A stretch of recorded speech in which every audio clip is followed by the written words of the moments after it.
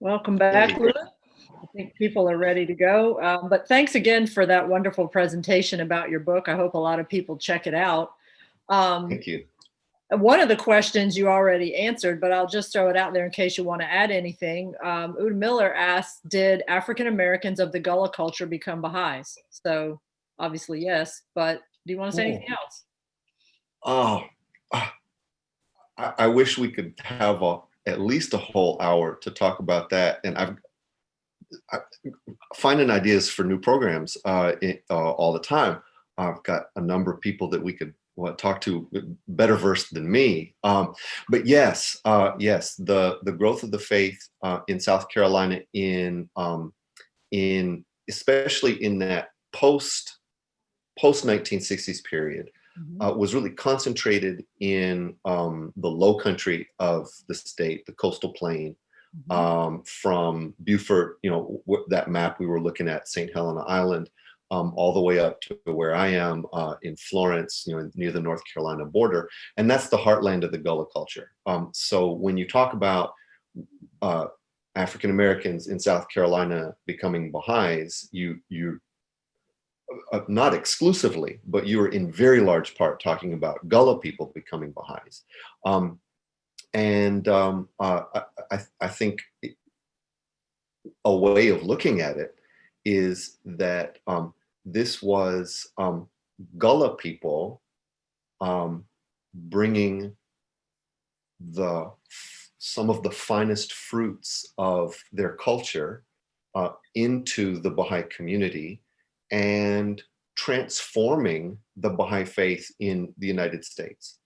You would have to start with Louis Gregorys, right?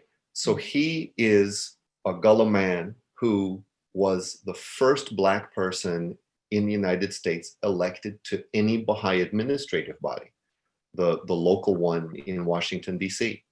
And then he was the first Black person from anywhere in the United States elected to the national Baha'i governing body, right? So that's a Gullah South Carolinian, if you, in Baha'i terms, going straight to the top, right? And shaping the agenda.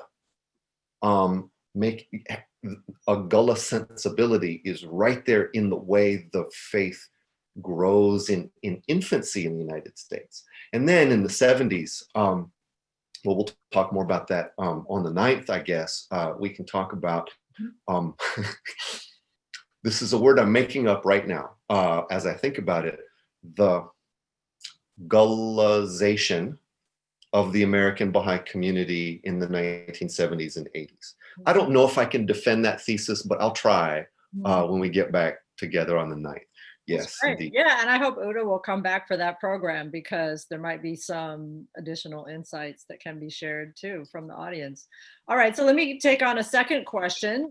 This one says, can you speak to Louis Gregorys' relationship with W.E.B. Du Bois, Alain Locke, and specifically the incubation period between 1912 when Abdu'l-Baha left? Also, how the charge of communism was showered on W.E.B. Du Bois and in effect shifted onto the faith and perhaps created a wedge in the acceptance of the faith by people of color. How can you speak to that nexus of relationships and what evolved over time? That is a rich, rich area that I think is going to need a lot more scholarly, just hard work. There's been a lot of work done so far in that direction. But there's profound questions that we need to be asking more about Du Bois and the Baha'i faith, and not just Du Bois and Gregory and Locke. Alain Locke, the dean of the Harlem Renaissance at Howard University, became a Baha'i formally. There is very strong indications that Du Bois's first wife was a member of the New York City Baha'i community. Du Bois, when he was the editor of The Crisis, the NAACP's magazine, he very prominently featured Abdu'l-Baha as the man of the month when he spoke to the 4th annual convention of the NAACP in Chicago. It was the Du Bois's relationship with with the Baha'i movement goes from, very early when it, first showed up in the United States, literally to the end of Du Bois's life. There's correspondence that I haven't seen, but that other scholars have started to work with, that Du Bois is talking about, trying to get his passport back in the 1950s. It has been taken away from him because he's been smeared as a communist, in part because he plans to attend a Baha'i conference in New Delhi. He wants to check up on the Baha'is who, since 1912, have been proclaiming themselves as a world religion. And so he's ready to get out of the country and see, have these people been able to make it happen, right? And he didn't make it because they didn't give him his the State Department didn't give him his passport back. But so through his whole life, he's got these backs and forths, wrestling with the Baha'i faith, I would say. Mm-hmm. There's been a lot of work done about Du Bois and spirituality, Du Bois and religion.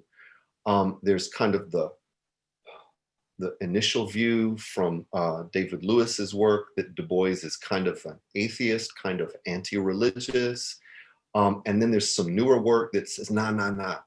Du Bois throws out old religion, right? He throws out dogma, but he has the voice of one of the Old Testament prophets. He speaks in so many of his writings with the voice of God. He's speaking spiritual language. He's got spiritual concerns through and through.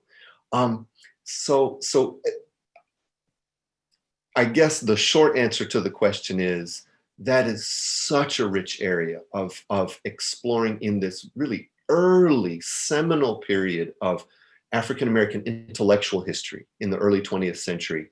What were the Baha'i interventions that were made? What were these connections between the early Baha'i community and the Urban League and the NAACP and the Harlem Renaissance? I think we're just scratching the surface of Alan Locke's Baha'i influences on his work, and how that shaped his approach to multiculturalism in philosophy and so forth. We've got so much to do. Couldn't agree more. I hope you're going to train some graduate students, and you and your fellow Baha'i historians will, just make it a project over the next decade or two to get all this stuff done. So thank you to Omobowale Ayurindi for that question. There are other people that are also interested a little bit more about the historical backdrop. One person commented on Facebook, I don't think that Black folks know about the meaningful work that the Baha'i Faith did in our early communities. And a few other people have asked specifically, for example, one person said that they wanted to hear you say more about the photograph from Greenville, and somebody else wanted to hear more about Miss Johnson from Frogmore. So can you speak to those questions? Oh, sure. So I think there's some interesting discussion we need to have about what kind of press did the early Baha'is get? What did they seek and what did they receive? How does the Baha'i Faith relate to the mainstream, the better known civil rights movement? And why does it seem like, especially as you get into the 50s and 60s and the high point of the civil rights movement, why does it seem like the Baha'is are so much quieter than the documents that come from the early 20th century, where it looks like the Baha'is are everywhere, showing up at every meeting? I think that deserves a lot of work. I feel like what I've done is just sort of, establishing some frameworks for other scholars to come along and do more. One thing I think has to do with the Baha'i approach to politics. There's this very clear scriptural injunction against partisan politics. And so Baha'is are exhorted to be vitally concerned with the needs of society, and to cooperate with anybody and everybody who appears to be trying to, walk in the same direction as the Baha'is generally. But partisan political action is antithetical to the central Baha'i teaching of the oneness of humanity and the essential oneness of the body politic, right? So the idea of partisanship, regardless of what the party is, the idea of partisanship doesn't, Baha'is can't, in good conscience, participate there. So in some ways that limits, by the 40s and 50s and 60s, that limits the way Baha'is can engage with some other civil rights organizations that are very much about, about getting, not just getting the vote, but getting African Americans into one particular party. So that's just an example of the really complicated intellectual, I think conceptual ground that the Baha'is are trying to tread, and also practically speaking, how do you show up in these broader struggles for social justice? I think that's a question for Baha'is, in all through the 20th century, and frankly, it's a question for Baha'is today, and it's a moving target, right? Because the shape of white supremacy keeps changing, right? And so whatever, if there's a Baha'i approach from 1950 that may or may not have been appropriate then, let's give them some credit. Okay, it was appropriate in 1950. It may have nothing to do with the situation in 2021, right? But I think that's one of the values of the Baha'i decision-making apparatus, right? The administrative order that provides for adherence to principle, but an open-ended approach to how you carry out the principle given changing circumstances, right? So where there's a flexibility that's inherent in the Baha'i organizational structure that means that we can grow and change and adapt. Now, whether we do it well at any given moment, that's a different question, right? That's why history is interesting. And what standards do we hold ourselves to? So I think the Baha'i Faith and the civil rights movement, practically and conceptually, we got to get some books about that too. So whoever's ready, come on, let's do it. About Ms. Johnson, I didn't get to meet her for very long. I want to go back and do a long formal interview with her. But that St. Helena Island story is amazing. And interestingly, the local Baha'i community there grows out of that Southeastern summer school and winter school. They would come back, the Baha'is from all over the region would come, twice a year. And they said, wow, this is a special environment. We need to get to know these folks, right? And so they did from very early on. Part of what's now the Reconstruction era National Monument, one of the newest units of the National Park Service, includes a number of the buildings in which the Baha'i Faith was first mentioned, first proclaimed publicly to the people of St. Helena Island. The Brick Baptist Church is where the first public meeting took place, and people in that meeting embraced the Baha'i Faith. I don't think Mrs. Johnson said she wasn't at that first meeting, but she said she heard about the faith from somebody who was, right? So it felt like it was catching fire. Mm-hmm. And this was one of the early places where the Baha'i teachers and administrators around the South said, we need to set our sights way bigger than we have been. There are whole groups of African Americans, not just individual declarations of belief, but if you present the Baha'i teachings correctly, properly, in a way that makes sense in this context, then whole communities of Black people will respond. And we need to figure out what that looks like, right? So part of what Mrs. Johnson was involved in, I don't know that she would say it this way, is redefining even for the American Baha'i community what this movement is and who gets to take part in defining the Baha'i community, in using the Baha'i teachings for the transformation of the world. So St. Helena Island, I think there's a lot more gems to mine in that story of Black communities responding to the message. And the question about Greenville, that's very interesting too, because at the same time that this is beginning in St. Helena Island, very rural, very isolated, majority Black space. On the other side of the state, in the late 50s, early 60s, the largest local Baha'i community at that time in South Carolina was in Greenville, a mostly white, majority white city, but with a very, very large Black minority. And the focus of the handful of Baha'is that lived there, some Black, some white, had been on outreach to African Americans. And what they found was that in the process of putting their energy into attracting African Americans to the faith, there were actually white people who would show up too. But the previous approach that Baha'is in Greenville had taken, like in the 40s, was their thinking had been, let's approach the whites first, right? Because they're the ones who are sick.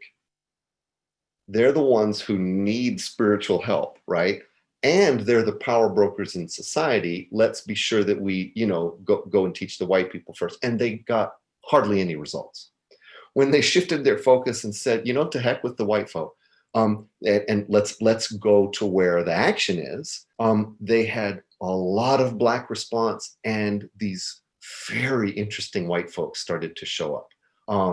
A former mill worker became a Baha'i, and we have his eloquent letter of resignation from West Greenville Baptist Church. He said, "This is why I can't continue as a member, although I continue in fellowship with you. Let me tell you about the Baha'i faith." It's a really amazing mix, and so the pictures that we had from Greenville, especially the one from the 60s, reflect this growth, especially among Black young people. There's a recent book, a memoir that I would highly recommend, and I'm about to forget the title of it. The author is Richard Abercrombie, and he was the first of these young people, these young African Americans, to embrace the Baha'i faith in Greenville in 1960. And he tells a fantastic story of his life and his transformation and his family's transformation, all of his friends who came into the orbit of the Baha'i community. And so to get the memories that go with that picture that we had up from Greenville, I would encourage everybody to find Rick Abercrombie's book. Okay, so I agree with you about the need to do that additional history, and it's just like you pointed out, with each of those different cities and different regions, there was a different thread of activity or a different focus in terms of how to express the faith in a particular population or to work on particular issues. And a lot of people in the both in the Q&A and in the chat have asked questions that sort of relate to how we can learn from them and what the struggles were and the challenges were and how people overcame them. And I know you talked about some of that in your talk earlier, but I think just people are really curious about what did people do and has it stuck? How did the Baha'is impact the racial climate in South Carolina? How is South Carolina now? And, stuff like that. And someone also asked a question, interestingly, about whether you could assess the importance of WLGI in South Carolina since the late 1980s. I know that kind of anticipates the next show, but do you want to speak to WLGI at all? Just briefly, but yeah, I do have some thoughts about that. So WLGI is the community service radio station that the National Baha'i Community founded in South Carolina in 1984 in Hemingway, which happens to be where my father's family is from, and Radio Baha'i, WLGI, is where I first heard mention of the faith, and that's what, as far as I'm concerned, for my personal story, that's where it all started. So it does have a special place in my heart. Yes, I do have more about that in my second book, and I hope we can talk about some more on January 9th. But I think one thing I'll say about Radio Baha'i is that it's not what you might think of as a religious radio station. There's uplifting music that is a range of genres. They screen very carefully the music content. And there are different kinds of community service programs, and local officials use Radio Baha'i to communicate with people. Different kinds of agencies, churches advertise their all kinds of community events. It's really a community service station with Baha'i prayers and little bits of Baha'i history and Baha'i principles kind of interspersed throughout, right? And so it in a way, it's helping, it models for Baha'is the bigger approach to how do we be in the world, right? All embracing, working with everybody, walking with everybody who's headed in more or less the same direction, and sharing the things that we can share as people are interested in hearing and learning, back and forth in one forward movement. And so they've been at that since the 80s. And I meet people. I can't say how frequently it happens that I'm out in my professional life, in the grocery store, in this area. Whenever you say I'm a Baha'i, or if you're a professor and you say, yeah, I wrote a book about the Baha'i faith, I'm not trying to teach the Baha'i faith to somebody. I'm just saying who I am, right? And they say, oh, I've been listening to Radio Baha'i since I was, or one of my colleagues at work, I can't even remember how it came up. She said, I grew up listening to Radio Baha'i. My daddy had that station on, had jazz on from Radio Baha'i, every day. I know everything about the Baha'i faith, right? So it kind of, a question that comes up that one of my friends and best scholars around, Guy Emerson Mount, kind of helped me to think about this question more systematically, and I hope we can do some work with him too. Is how big is the Baha'i faith really? Is it just a one religious community among many in the United States with a very tiny membership? Is the Baha'i faith, is it a set of teachings? Is it a philosophy, a kind of a life path? Is it a social movement? And he says, and Baha'is all through the 20th, since the faith came to the United States, Baha'is themselves have struggled with those questions, right? And Guy says, well, thinking about this from the point of view of an African religious sensibility, or if you will, a Gullah religious sensibility, a Black American religious sensibility, it's all of the above. And Radio Baha'i, I think, is one element of helping us to think of the way the faith has permeated the life of an entire community. Very hard to measure, I would say, right?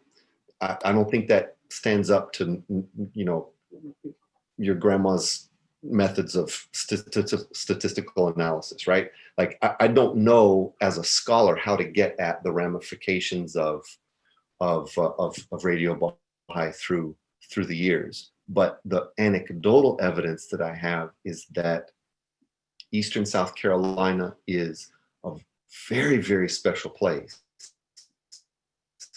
And people who, have gone to other parts of the country for jobs and education and so forth may or may not call themselves Baha'is, but there are legions of people that have imbibed something of the Baha'i revelation from that agency. So that's a great question that I feel like a broken record, but that's on the list of stuff that we need to. Yeah, I appreciate that answer. Thank you so much, Louis. Now, I've been told by the production team that this next question is going to be the last one. So okay, I'll try and control and myself. it's a little different than the others because it's about your own experience. And the question from Christina and Chugan Sunu is, can you tell us how your experiences in West Africa have impacted the work you do? Bien sûr, merci, Christina. I will be happy to talk about that. I did my youth year of service in the Baha'i community of Togo in West Africa when I was a little munchkin coming out of high school and had never been out of the United States before, and thought I knew some French because I had taken it in school. And so I'm going to go to a French-speaking country and meet the Baha'is. I had a great deal to learn in every possible way. And I would say, gosh, I have to keep my answer short because our time is limited. But I was there, fortunately, in the mid-90s, right at the beginning of applying the new training institute system around the world. And several African countries were at the forefront of this kind of a new approach to Baha'i grassroots education around the world. And so I had the opportunity to learn about the sequence of courses from the Ruhi Institute in Colombia, which I know we'll talk about on January 9th. I was able to learn about them in person, in practice, in Togo, before lots of American Baha'is had any idea what was about to happen to us, right? So I guess Togo gave me a leg up. I hope I have I hope I've used it well in the many years since then. But the other thing is professionally, like in terms of my scholarship, that I knew something about African-American history and South Carolina's connections with West Africa. I knew something about the African diaspora, but it really wasn't until I went to the other side of the ocean and looked back at the United States from that direction that I could even begin to understand those connections. So I know that that's where that's been a strong stream of what has pushed me into being a historian and what I teach and write about and the students that I serve. And a lot of times people ask me, who is this white dude teaching Africana studies and where'd you come from? And it's a long answer, right? But Togo is a big part of the answer. Thank God. Yeah, well, thank you for telling that story because it does enable us to get to know you a little bit better and to have a little bit more insight into your work and where you're coming from, which I think is really important. So thank you for a wonderful interview this afternoon and Thank for you. answers. And I want to also thank our audience for showing up. I really appreciate everyone who came to hear us today. I want to remind everybody that you can come back same place, same time next week to hear another great program. And then again on January 9th, Louis and I will be back at it with his second book, as well as some other questions that build on that. So I think it's going to be an exciting program. I hope everybody has a great rest of your weekend. So thanks, Louis. Thanks, everybody. Thank you so much. All right. All right. Take care, everyone.